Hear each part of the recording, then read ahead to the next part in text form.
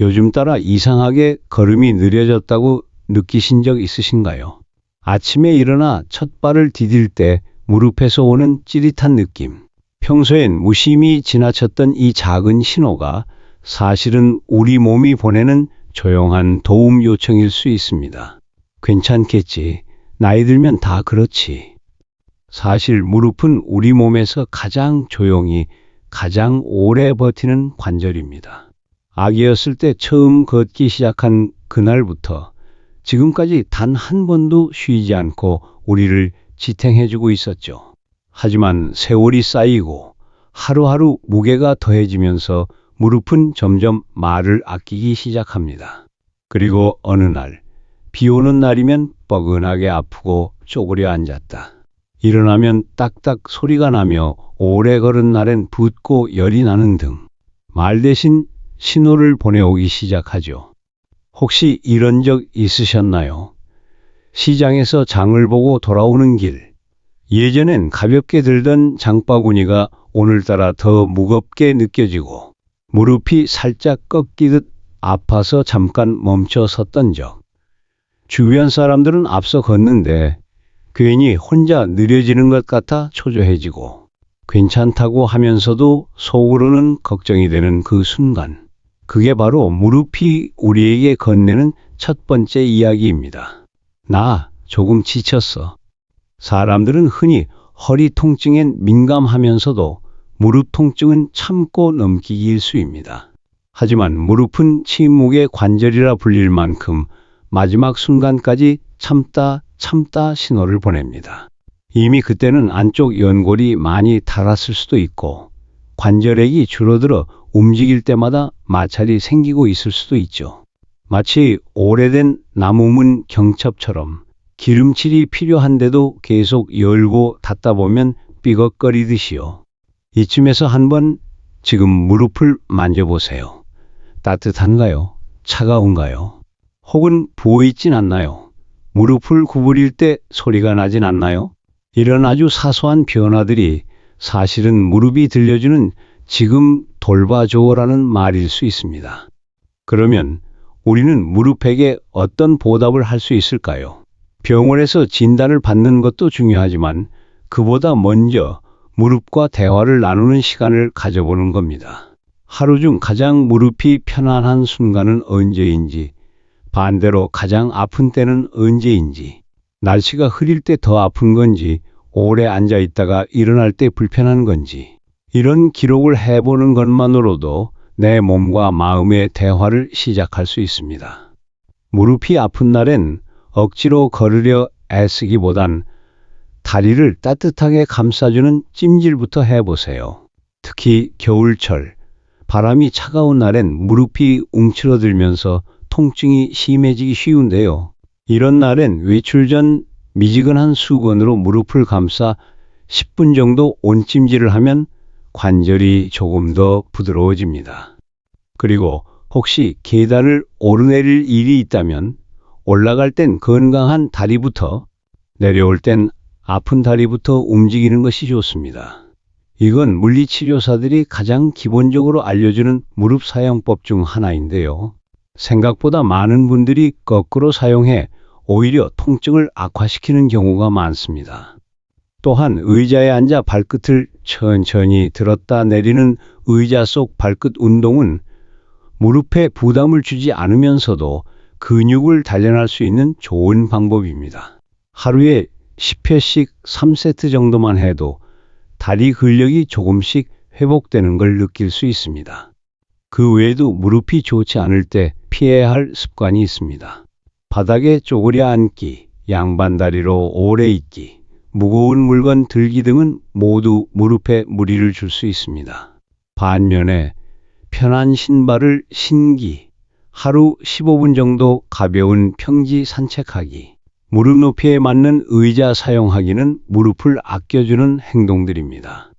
실제로 경기도 수원에 사시는 74세 김순자 어르신은 몇 해 전부터 무릎 통증으로 고생하다가 위에서 말씀드린 찜질과 의자 운동을 꾸준히 하면서 큰 변화가 있었다고 합니다. 처음엔 5분도 못 걷던 산책길을 지금은 30분 정도까지 편하게 다니실 수 있게 되었고, 무엇보다 무릎에 대한 두려움이 줄었다고 하시더군요. 무릎을 쓰는 게 무서웠는데, 이제는 무릎이 나를 도와주는 느낌이에요. 이런 변화는 하루아침에 오지 않지만, 천천히 그리고 꾸준히 실천하면 분명히 몸은 반응합니다. 봄에는 따뜻한 햇볕 아래 짧은 산책길을 함께 걸어보세요. 여름엔 무릎이 붓는 걸 방지하기 위해 시원한 물수건 찜질도 좋고요. 가을엔 은행잎 떨어지는 길을 천천히 걸으며 무릎의 리듬을 느껴보고, 겨울엔 관절이 얼지 않도록 꼭 보온에 신경 써야 합니다. 혹시 요즘 아침에 일어날 때 무릎이 잘 펴지지 않거나 계단 오를 때 유난히 통증이 심하진 않으신가요? 그런 변화가 반복된다면 단순한 나이 탓으로 넘기기보단 무릎이 보내는 구조 요청이라 생각해 주세요. 그건 나 이제 좀 돌봐줘라는 아주 작은, 하지만 간절한 목소리입니다. 무릎은 우리 인생을 지탱해온 파트너입니다. 단지 관절이 아니라 우리가 걸어온 길을 함께 만들어온 동반자였죠. 그 동반자가 지금 조용히 쉬고 싶다고 속삭이고 있는지도 모릅니다. 그러니 이제는 우리가 무릎을 위해 뭔가를 해줄 차례입니다. 그 첫걸음은 오늘 무릎을 다정히 어루만지는 것에서 시작됩니다. 그렇게 시작한 하루는 분명 어제와는 조금 다를 겁니다. 우리가 무릎에게 손을 내밀었을 때 무릎도 우리에게 조금은 덜 아픈 하루를 선물할 수 있겠죠. 그리고 그 하루하루가 쌓여서 다시 마음 편히 길을 걷고 시장 골목을 느긋이 지나고 손주와 공원을 산책할 수 있는 날이 찾아올지도 모릅니다. 무릎이 아플 때마다 마음까지 주저앉는 느낌, 누구보다 잘 압니다. 내가 뭘 잘못했나 자책하게 되기도 하고, 이대로 점점 움직이기 힘들어지는 건 아닐까 걱정도 되죠. 하지만 무릎은 말없이 견디면서도 우리가 다가가 주길 기다리고 있었는지도 모릅니다. 괜찮아, 아직 늦지 않았어. 그렇게 말이죠. 혹시 지금 무릎에 손을 얹고 계시다면 이렇게 속삭여 주세요. 그동안 참 고마웠어. 그 말 한마디만으로도 무릎은 위로를 받고 우리 마음도 조금은 가벼워질지 모릅니다. 누구에게도 말하지 못했던 통증, 속으로만 끙끙 앓아야 했던 불편함, 이제는 그 시간을 조금씩 바꿔볼 수 있어요. 혼자 계시더라도 무릎을 돌보는 그 시간이 곧 나를 위한 가장 좋은 선물이 될 테니까요. 오늘은 무릎에게 말을 걸어보는 날로 정해보는 건 어떨까요? 걷는 게 힘들어진 오늘이 다시 걷고 싶어지는 내일로 이어지길 바라며, 그리고 혹시 이런 생각이 드신 적 있으신가요? 왜 예전엔 이렇지 않았는데? 예전엔 힘차게 오르내리던 언덕도 요즘은 한 걸음 한 걸음이 무겁게 느껴지고 문득 내 다리가 아닌 것처럼 느껴질 때 그 낯선 감정, 사실 우리 모두가 겪는 변화입니다. 단지 그 변화를 인정하고 따뜻하게 받아들일 용기만 있으면 됩니다. 몸이 변했다는 건 그만큼 살아낸 시간이 많아졌다는 증거이기도 하니까요. 마음이 주저앉는 날에는 거울 속 자신에게 이렇게 말해보세요. 괜찮아. 그동안 잘해왔잖아. 그리고 작은 운동 하나, 따뜻한 찜질 하나, 편안한 신발 하나가 오늘을 조금 더 걷기 좋게 만들어줄지도 모릅니다. 지금 이 순간 무릎을 위한 한 가지 실천을 떠올려 보세요. 그리고 그것을 하루하루 반복해 보는 겁니다. 작고 사소한 실천들이 모여 우리 인생에 큰 변화를 만들어주는 기적이 되기도 하니까요. 작고 사소한 실천들이 모여 우리 인생에 큰 변화를 만들어주는 기적이 되기도 하니까요. 그런데 혹시 이런 궁금증이 드신 적은 없으신가요? 무릎이 아프면 무조건 관절염일까? 혹은 이 통증이 병원에 갈 정도일까? 이런 질문은 누구나 품을 수 있습니다. 그래서 오늘은 자주 묻는 몇 가지 질문에 대해 의학 교과서 대신 이웃의 말투로 풀어보려 합니다. 첫 번째, 무릎에서 소리가 나요. 병원에 가야 하나요? 꼭 그렇진 않습니다. 무릎에서 나는 소리는 다양한 원인 때문인데요. 연골이 얇아졌거나 관절 사이에 공기방울이 생겨 빠져나가며 나는 소리일 수도 있습니다. 통증 없이 소리만 난다면 당장 병원에 달려갈 필요는 없습니다. 다만 소리와 함께 붓거나 열감이 있다면 한 번쯤은 확인 받아보는 게 좋겠죠. 두 번째, 무릎이 저릿저릿하거나 시큰한데 찜질이 도움이 될까요? 네, 대부분의 경우 온찜질이 도움이 됩니다. 특히 통증이 만성적일 땐 따뜻한 자극이 관절의 순환을 도와주죠. 단, 갑자기 무릎이 붓고 열이 날 경우엔 냉찜질이 더 효과적일 수 있어요. 내 무릎이 지금 피곤한 상태인지 다친 상태인지를 구별해 보면 좋습니다. 세 번째, 매일 걸어도 괜찮을까요? 오히려 더 나빠지는 건 아닌지. 이건 정말 많은 분들이 걱정하시는 부분인데요. 결론부터 말씀드리면 걷는 방법이 중요합니다.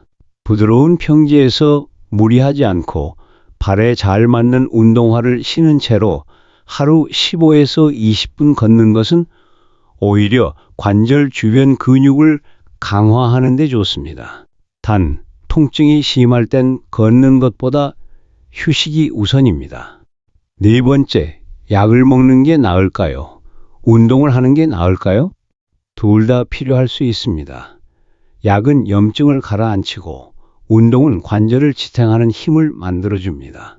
약을 잠깐 먹고 끊었다가도 괜찮을지, 운동은 어느 강도로 해야 할지, 이런 것은 의사와 꼭 상의해야 해요. 무엇보다 중요한 건 내 몸이 지금 어떤 상태인지 듣는 것입니다.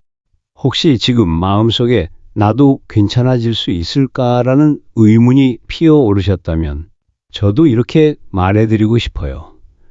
네, 정말 괜찮아지실 수 있어요. 단, 그 길은 서두르지 않아야 합니다. 서두르지 않되 멈추지 않으면 됩니다. 마치 오래된 시계처럼 한번 멈췄다고 끝이 아니죠. 다시 태엽을 감아주면 다시 움직이기 시작합니다. 무릎도 그렇습니다. 한동안 아팠다고 영영 아플 필요는 없습니다. 그저 오늘 아주 조금만 아프지 않도록 도와주는 것, 그것이 가장 큰 시작입니다. 지금 당장 무엇을 해야 할까요? 라고 묻는다면 저는 이렇게 말씀드리고 싶습니다.